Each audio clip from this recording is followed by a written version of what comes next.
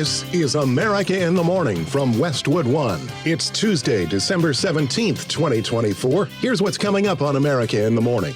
A deadly school shooting in Wisconsin. Our team was called to the Abundant Life Christian School in reference to an active shooter. I'm Clayton Neville. Donald Trump holds his first formal press conference since winning the election last month.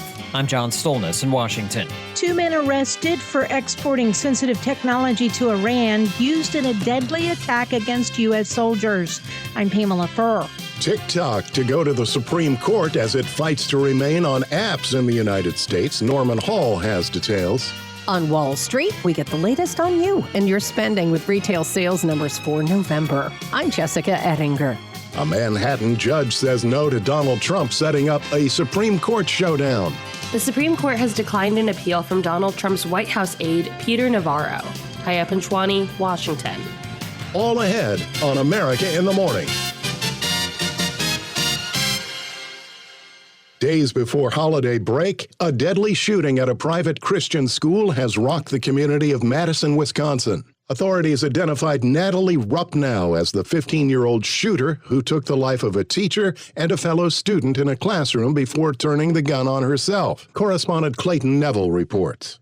A handgun was recovered at the school, and local first responders were reportedly in the middle of emergency response training when the shooting happened. Our team was called to the Abundant Life Christian School in reference to an active shooter. Madison Police Chief Sean Barnes. We know that 3 people are dead, including the suspect shooter.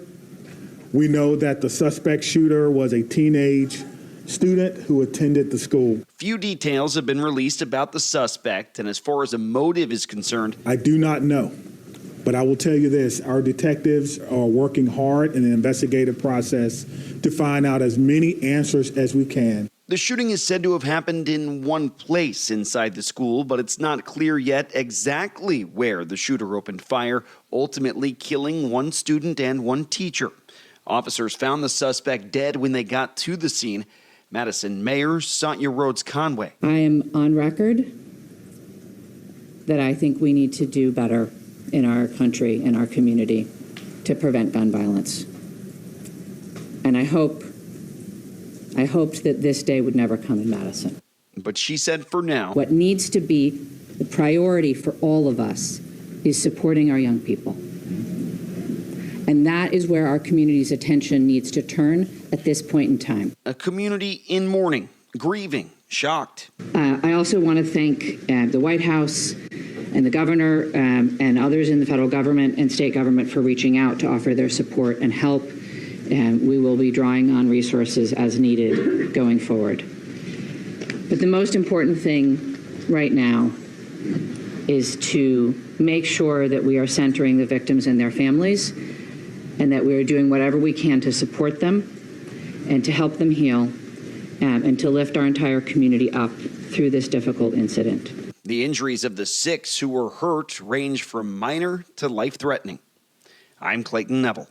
President-elect Donald Trump gave his first news conference since last month's election, fielding questions on a wide array of topics. John Stolnis has the roundup from Washington. During an announcement of a $100 billion investment in America by the CEO of SoftBank, Trump took a round of questions touching on some sensitive areas of foreign policy. On Russia and Ukraine, Trump said both sides are going to have to reach a deal to end the conflict. Got to be a deal. No, got to be a deal. Too many people being killed. That is a war that's too many people. Got to make a deal. And Putin has to make a deal. He declined to answer whether he'd spoken to Russian President Vladimir Putin since the election, but did talk about his conversation with Israeli Prime Minister Benjamin Netanyahu regarding the state of the war with Hamas, imploring the terror group to release Israeli hostages by Inauguration Day, January 20th. If these hostages aren't back home by that date, all hell's going to break out. His pick to lead Health and Human Services, RFK Jr., is making the rounds on Capitol Hill this week. Kennedy has long believed there's a connection between some vaccines and childhood autism, something Trump says should be investigated. But he insisted long-standing vaccines like polio aren't going anywhere. Something bad's happening. Again, you take a look at autism today versus 20, 25 years ago, it's like not even believable.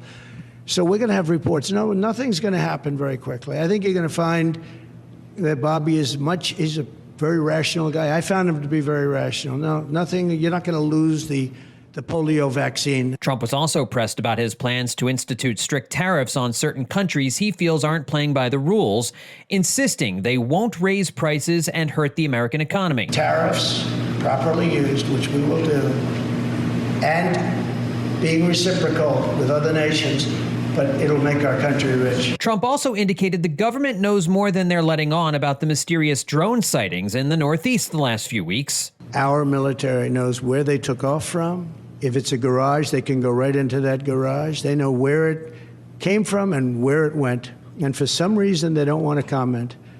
And I think they'd be better off saying what it is. Our military knows and our president knows. John Stolnis, Washington. When we return on America in the Morning, the clock is running out for TikTok. After these messages.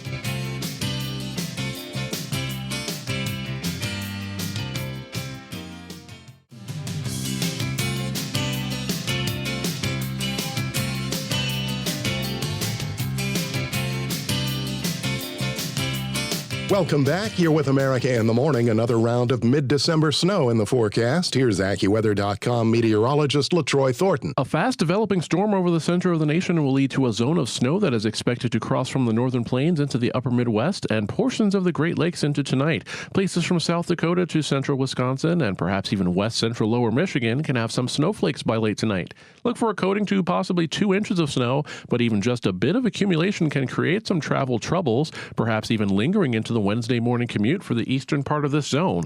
Elsewhere, a brief break in the active storm track takes drier conditions into much of the Midwest, Ohio Valley, and Northeast today, with high pressure promoting sunshine after any lingering rain comes to an end from northern New York and New England to southeastern Massachusetts. The tail end of the storm remains over the south, though, with showers expected from the Texas Gulf Coast to eastern West Virginia for a time, even into North Carolina.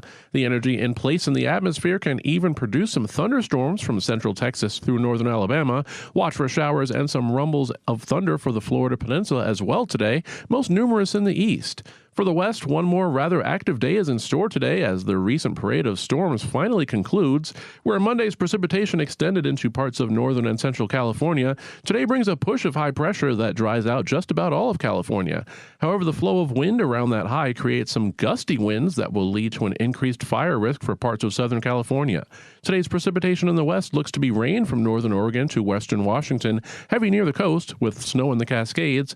Parts of eastern Washington face an icy mix with snow for the central and northern Rockies. In Detroit, a cooler day is in store with a mix of clouds and sun and a high of 43. For San Diego, look for sunshine and a high of 67. I'm AccuWeather.com meteorologist LaTroy Thornton. Follow us wherever you get your podcasts. Apple, Spotify, Amazon, and YouTube. Just search America in the Morning in your favorite listening app. I'm John Trout. 2 men have been arrested for exporting sensitive technology to Iran that was used in a deadly drone attack against American soldiers. Pamela Furr has the latest. 3 were killed almost a year ago and 47 injured when drones exploded on a U.S. base in northeastern Jordan near the Syrian border. 2 Iranian men, including a dual Iranian-American citizen, have been charged in connection. Mohammed Mahdi Sadeghi, who worked at a Massachusetts-based semiconductor company, was arrested in Massachusetts, and Mohammed Abedini was arrested in Italy and is in custody of Italian authorities. U.S. Attorney for the District of Massachusetts, Joshua Levy, announcing the arrests Monday afternoon. The FBI's Terrorist Explosive Device Analytical Center was able to recover the drone that was used in that attack, and through their forensic work, they were able to trace the sophisticated navigation equipment in that drone used in the attack to Mr. Abedini's company located in Iran. In response to the deadly attack, the U.S. launched retaliatory strikes on more than 85 targets in Iraq and Syria against Iran's Islamic Revolutionary Guard Corps and affiliated militia groups. I'm Pamela Furr. This could be TikTok's last chance to avoid being shut down in the United States. Correspondent Norman Hall reports the operators of the popular social media app have asked the Supreme Court to block a U.S. ban unless it's sold. TikTok asked the Supreme Court to step in on an emergency basis to block the federal law that would ban the popular platform in the U.S. unless its China-based parent company agrees to sell it. Lawyers for the company and China-based ByteDance urged the justices to step in before the law's Thursday deadline. A similar plea was expected from content creators who rely on the platform for income and some of TikTok's more than 170 million users in the U.S. President-elect Donald Trump was asked if he will keep his pledge to save the platform. You know, I have a warm spot in my heart for TikTok because I won youth by 34 points. If the ban takes effect, it would expose app stores that offer TikTok and internet hosting services that support it to potential fines. Norman Hall, Washington. When we return, a new attitude as CEOs line up to meet President-elect Trump. That when America in the Morning continues after these messages.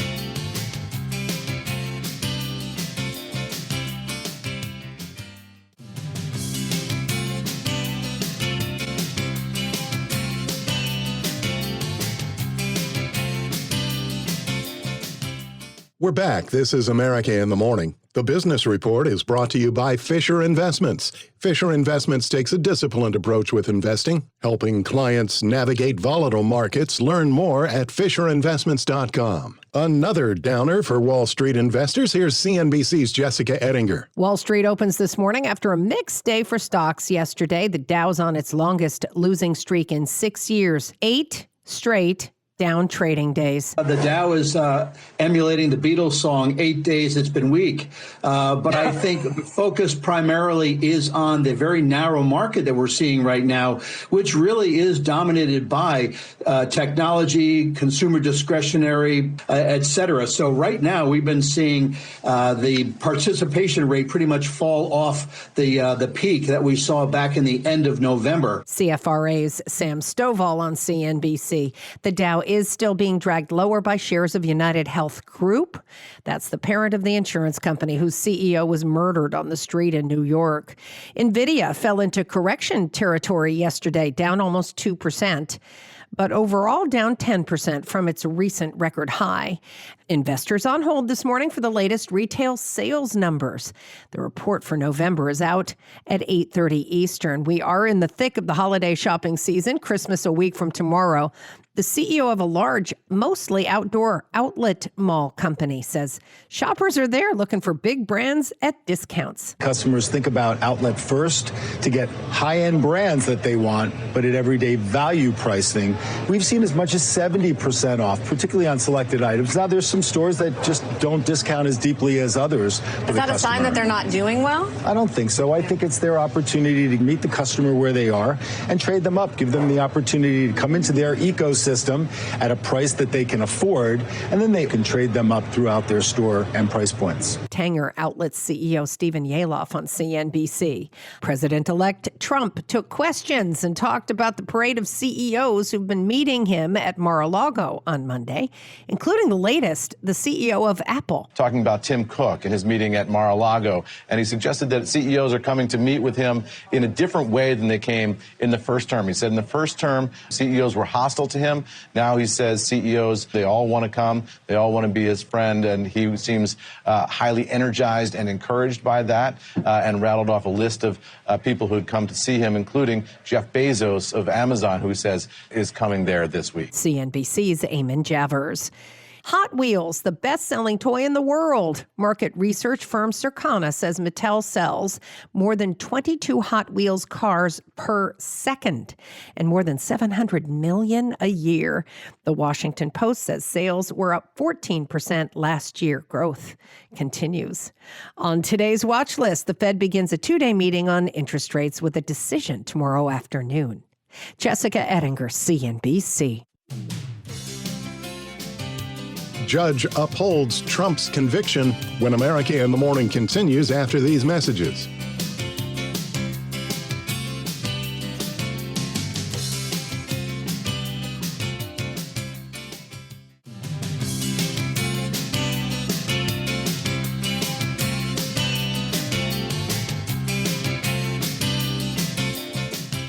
Welcome back. This is America in the Morning. Canadian Finance Minister Chrystia Freeland, longtime Prime Minister Justin Trudeau's most powerful and loyal minister, has announced she's resigning from the cabinet. The move raises questions about how much longer Trudeau can stay in his job. Dominic LeBlanc, who recently joined Trudeau at dinner with Trump at Mar-a-Lago, has been named to replace Freeland.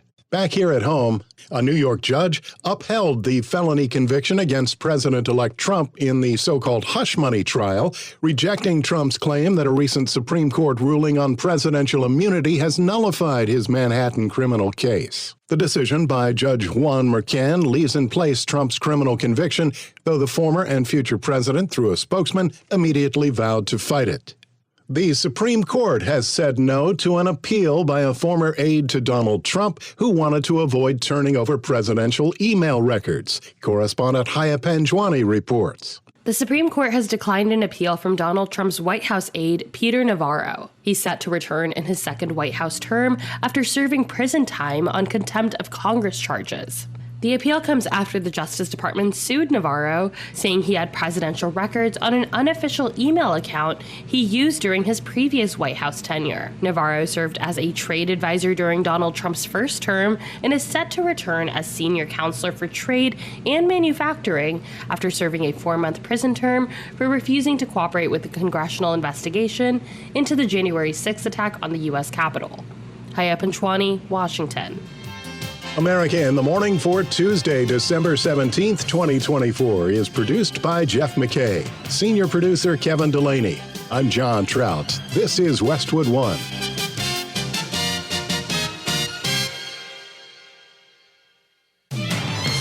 This is America in the Morning from Westwood One. I'm John Trout. Coming up this half hour.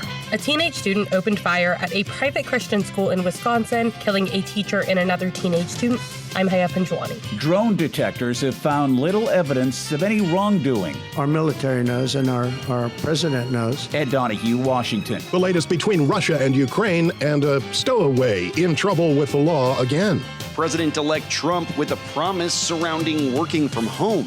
I'm Clayton Neville. All new passenger vehicles in the U.S. will have to sound a warning if rear seat passengers don't buckle up. I'm Norman Hall. Lisa Kudrow signals a warning about the use of AI in filmmaking. I'm Kevin Carr. Back after these messages.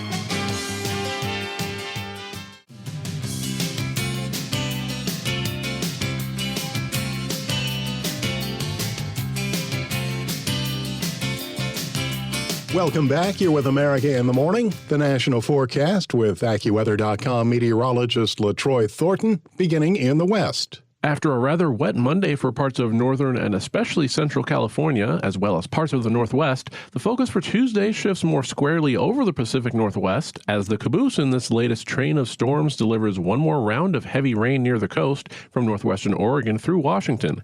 Rain becomes more intermittent through the rest of northern Oregon, with mountain snow winding down through the Oregon Cascades, but perhaps lasting much of the day in the Blue Mountains of eastern Oregon. Steady rain is expected around the Seattle area, with several inches of snow piling up in the Washington Cascades. However, sleet and freezing rain can mix in for east central Washington, with rain toward the Idaho border and some snow extending through the northern Rockies and into Colorado. Otherwise, dry conditions and strong winds in Southern California will lead to an enhanced fire risk through tomorrow, with gusts of 40 to 60 miles per hour expected. A cold front clears the coast of the Northeast and much of the Mid-Atlantic today, bringing rain to an end from New England to interior sections of West Virginia. However, the front hangs up over the South, where there can be showers from the Texas Gulf Coast to central Louisiana and Mississippi, and even some thunderstorms from central Texas to northern Alabama.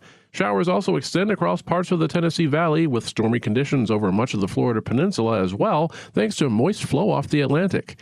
In the northern tier of the nation, a disturbance will organize rather quickly over the Central Plains through the day today, producing a compact area of snow that should track from South Dakota into central Wisconsin by late Tuesday night. Within this zone, there can be a quick coating to perhaps 2 inches of snow, leading to slow travel for parts of the northern plains and upper Midwest into early Wednesday. That's the weather across America. I'm AccuWeather.com meteorologist LaTroy Thornton. Don't forget you can follow us wherever you get your podcasts. Apple, Spotify, Amazon, and YouTube. Just search America in the Morning in your favorite listening app.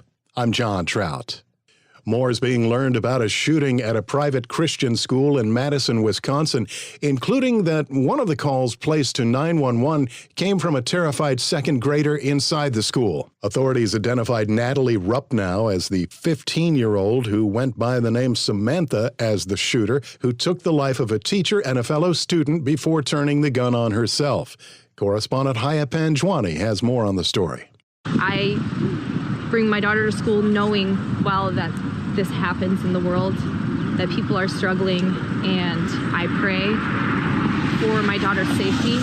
It was a traumatic experience that I had to get here as soon as possible, as close as I possibly could. A teenage student opened fire at a private Christian school in Wisconsin, killing a teacher and another teenage student in the final week before Christmas break. Madison Police Chief Sean Barnes said police received a call from the school and staff at a nearby police training center responded from there. Around 10:57 a.m., officers responded to an active shooter. They responded per our protocol. They found the person who they believed was responsible, who was down, deceased. We know that it's juvenile. So what began as a training day became an actual day. The suspected shooter wounded 6 others at Abundant Life Christian School, a K-12 school with about 390 students. We know that 3 people are dead, including the suspect shooter. We know that the suspect shooter was a teenage student who attended the school. 2 other people have died. That died were a teacher and a teenage student. Barnes said the suspected shooter likely died by suicide. He also said investigators didn't have a motive yet. I don't know why, and I felt like if we did know why, we could stop these things from happening. So close to Christmas, every child, every person in that building is a victim and will be a victim forever. And these types of trauma don't just go away. News conference audio courtesy of WKOW. Right now, my heart is heavy for my community.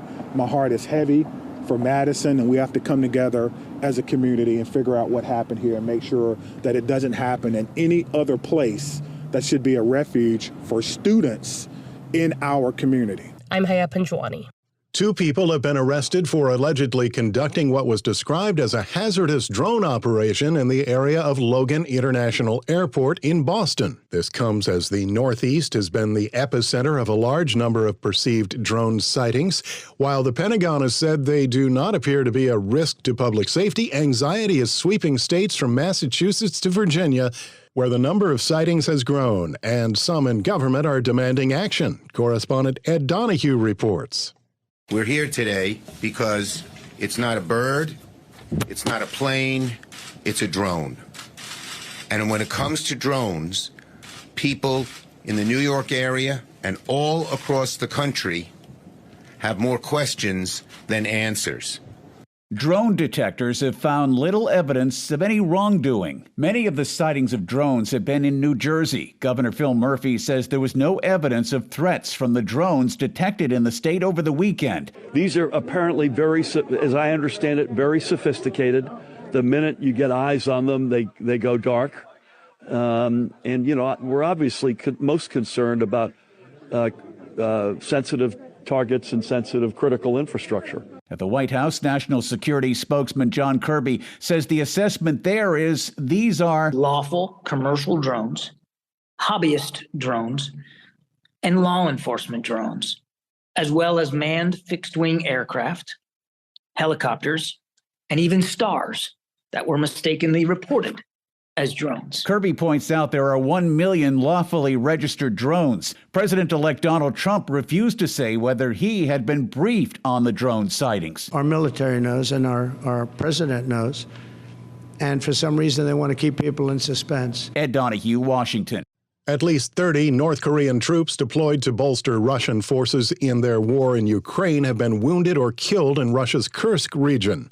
This comes as President-elect Trump called the war between Russia and Ukraine carnage and says the fighting has to stop. Washington correspondent Sagar Magani reports the Secretary General of NATO is also sounding the alarm that Russian aggression could spread to neighboring nations. Putin is trying to wipe Ukraine off the map.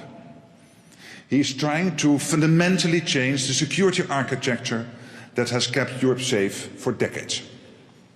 And he is trying to crush our freedom and way of life. Ukraine says some North Korean troops have been killed fighting alongside Russians. Ukrainian military intelligence says around 30 North Koreans were either killed or wounded in Kursk. They would be the first reported casualties since the Pentagon and Kyiv said North Korea has sent about 10,000 troops to Russia. The Moscow-Pyongyang alliance jolted international relations. And Vladimir Putin says the planned deployment of U.S. intermediate-range missiles to Europe and Asia has brought its own threats, and Russia must take more measures to protect itself and its allies. Sagar Magani, Washington. Trump tells federal workers return to the office or lose your job. When America in the Morning continues after these messages.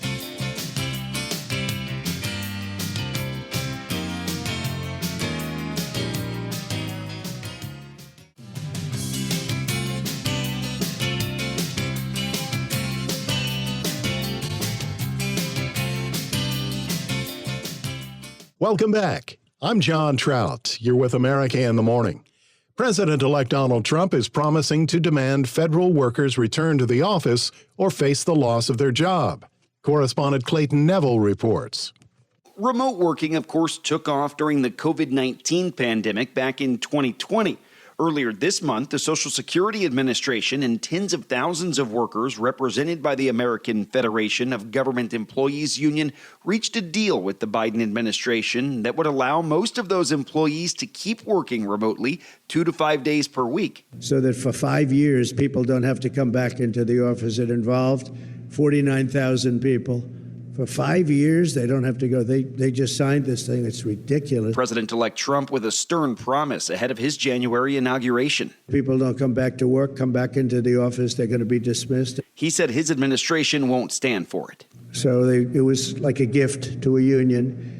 And we're going to obviously be in court to stop. The Office of Management and Budget says that currently around 10% of federal employees are fully remote. Putting an end to remote working in the government is reportedly an expected recommendation from Vivek Ramaswamy and Elon Musk in the newly formed Department of Government Efficiency, known as DOGE.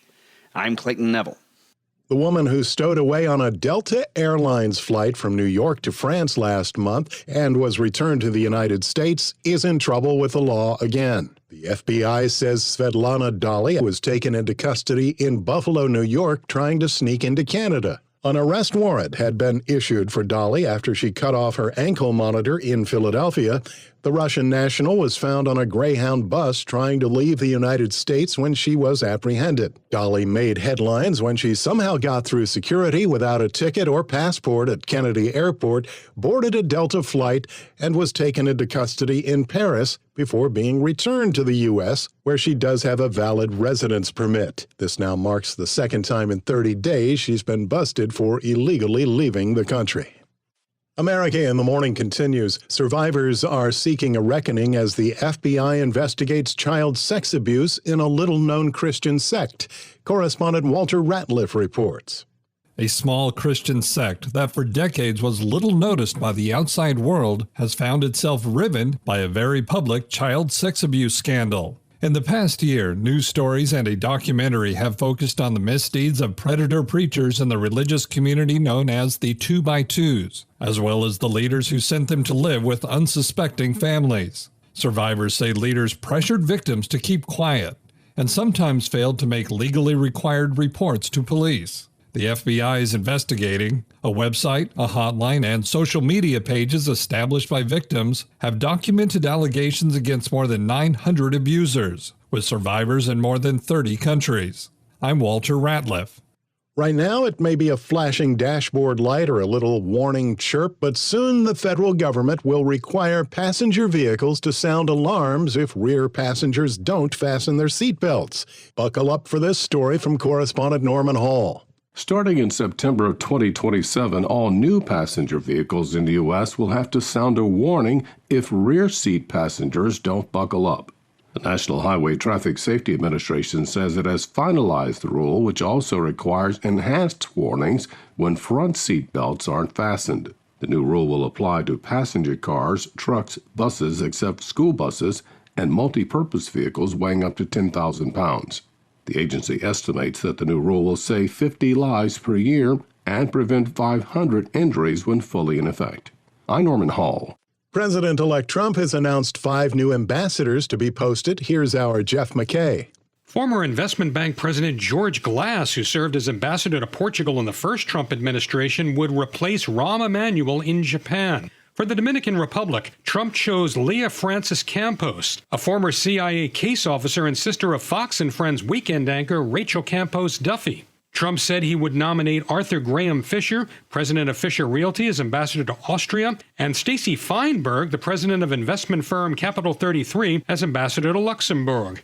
Lou Rinaldi, a friend and business person, was nominated to be ambassador to Uruguay. I'm Jeff McKay. 2024 was a monster year for Bitcoin, and states could see a crypto policy blitz in 2025 in spite of the investor risks. Julie Walker has today's tech news. The new year will usher in the Bitcoin-friendly administration of President-elect Donald Trump and an expanding lobbying effort in state houses that together could push states to become more open to crypto and for public pension funds and treasuries to buy into it. Only a couple of public pension funds have invested in cryptocurrency. Lawmakers in more states can expect to see bills in 2025 to make them crypto-friendly. As analysts say, the commodity is becoming a powerful lobby. Many Bitcoin enthusiasts and investors say increased government buy-in will stabilize Bitcoin's future price swings, but critics say crypto's risks are significant. I'm Julie Walker. With Tuesday Sports, here's our Robert Workman.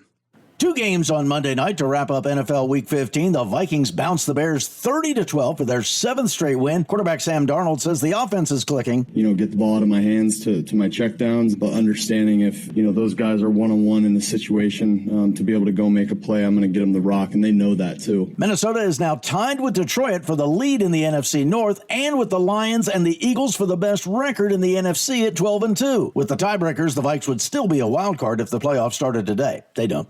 Falcons repelled the Raiders 15-9. They stay a game behind Tampa Bay in the NFC South. Week 16 opens up on Thursday with the Broncos at the Chargers. Right now, they hold 2 of the AFC wildcards. College football tonight, the Frisco Bowl in Texas. Number 25 Memphis takes on West Virginia. NHL, the Canucks rocked the Avalanche 3-1. Kiefer Sherwood was the wrecking ball, a hat trick to account for all of Vancouver's scoring. Stars outshine the Capitals 3-1. That ends Washington's 10-game road winning streak, and the Panthers rally past the Oilers 6-5. NBA, the Cavaliers clobbered the Nets 130-101. Cleveland leads the association with a record of 23-4.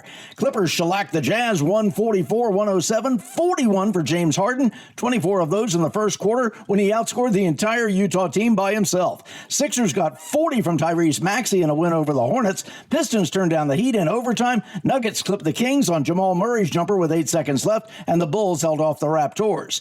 And unseeded Vermont defeated Marshall 2-1 in overtime to give the Catamounts their first ever NCAA men's soccer championship. That's Tuesday Sports.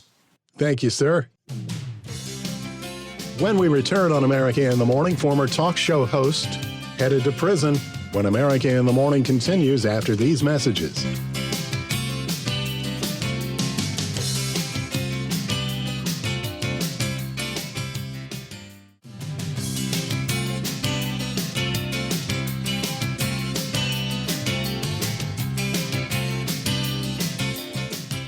Former talk show host Carlos Watson has been sentenced to nearly 10 years in prison in a federal financial conspiracy case involving his Aussie media. Correspondent Margie Zaraletta reports. U.S. District Judge Eric Committee told former CNN and MSNBC host Carlos Watson that the quantum of dishonesty in his case is exceptional. Watson was found guilty last summer of charges that include wire fraud conspiracy. He faced as much as 37 years in prison.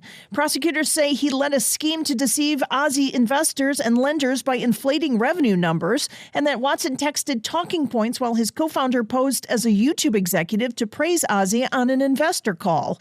Watson says he is the target of selective prosecution as a black entrepreneur in Silicon Valley. Aussie was founded in 2012 as a news and culture hub aimed at millennials. I'm Archie Zaraletta. Lawyers for music mogul Jay-Z plan to ask a judge to toss a lawsuit accusing the rapper of raping a 13-year-old. In the lawsuit, filed last week, the unnamed accuser, now reportedly a 38-year-old mother. Jane Doe, to whom she's being referred to in the lawsuit, has accused both Jay-Z and Sean Diddy Combs of raping her at a party at a private residence after the MTV Video Music Awards in Manhattan in 2000. Lawyers for Jay-Z are pointing to an NBC News report with the accuser where she's acknowledged inconsistencies but stands by her allegations. Combs, meantime, remains in jail facing federal racketeering and sex trafficking charges and more than 30 civil suits. Combs denies sexually assaulting anyone. Shifting gears, Friends TV star Lisa Kudrow has some serious concerns about the future of filmmaking when it comes to artificial intelligence. Kevin Carr explains. While some people have praised the technical capabilities of Tom Hanks' recent film Here, Friends star Lisa Kudrow says it's a warning to filmmakers. The movie Here, they shot it and they could actually shoot the scene and then look at the playback of them as younger. On the Armchair Expert podcast with Dax Shepard last week, Kudrow talked about what she saw as an impending crisis for the film industry. All I got from that was, this is an endorsement for AI and oh my God. It's not like, oh, it's going to ruin everything. But maybe. In the film Here, director Robert Zemeckis utilized the AI tool known as metaphysics to de-age and face-swap actors in real time. Zemeckis has long been known as a director who has embraced digital technology for his films, from the digital effects in Forrest Gump to the motion capture techniques in 2009 CGI animated A Christmas Carol. AI's use in filmmaking has been a source of contention for actors and other industry professionals when it burst onto the scene only a few years ago. The concern is that it, quote, learns from sources without actually giving credit to the original work. AI issues were a main sticking point in the strikes that happened for both writers and actors in 2023.